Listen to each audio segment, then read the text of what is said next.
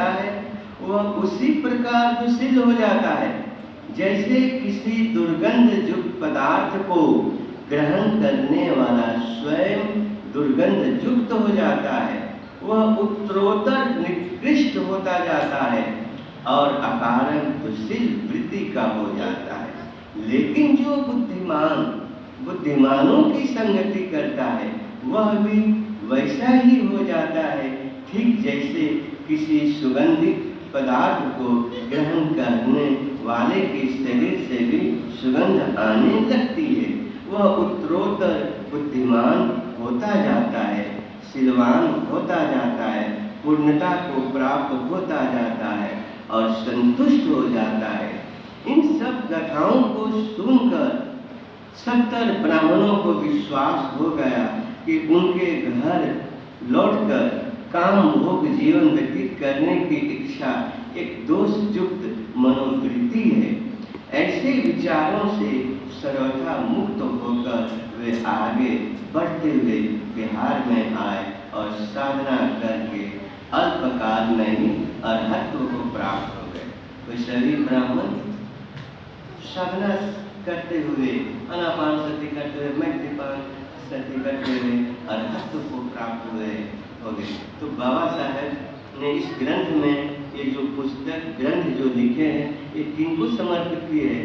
इसी में उन्होंने लिखा कि यो हवे दहरो भिक्षु युञ्जति बुद्धि शासने सोमम लोकं पवासेति अबवा मुक्तो और चंद्रमा।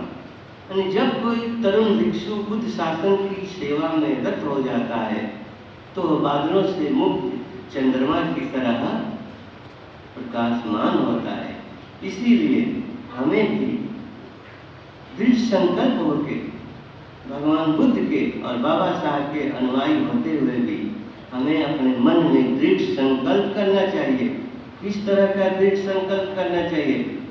सिद्धार्थ की तरह कि चाहे ये सूर्य पृथ्वी पर आ गिरे, हिमालय अपना जगह छोड़ दे, लेकिन हम अपने संकल्प से टस से मस नहीं होंगे। तो हम अपना दृढ़ संकल्प को पालन करना है। अगर हमें बुद्ध की शासन को, तो हमें बुद्ध की शिक्षा को अपनाना ही होगा। इसके अलावा कोई और चारा नहीं है, क्योंकि बुद्ध की शिक्षा पूरे संसार में व्याप्त है, पूरे संसार में बिखरा हुआ है। बुद्ध की जो शिक्षा है, जो चीनी की हर एक कण की तरह है, जैसे चीनी के हर एक कण मिठास लिए हुए है, उसी तरह बुद्ध की प्रत्येक शिक्षा में इतना रस भरा हुआ है। कैसा रस? सत्य का रस, मैत्री का रस, करुणा के रस, इन सब रसों से भरा हुआ है। तो हमें भी इन रसों से सराबोर हो जाना है।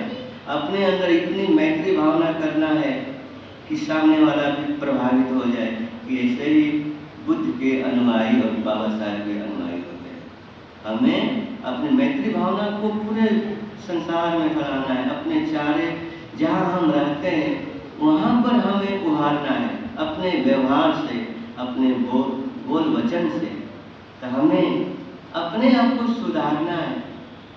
अपने आप को सुधारने से ही हम दूसरे को सुधार सकते हैं, दूसरे को प्रभावित कर सकते हैं।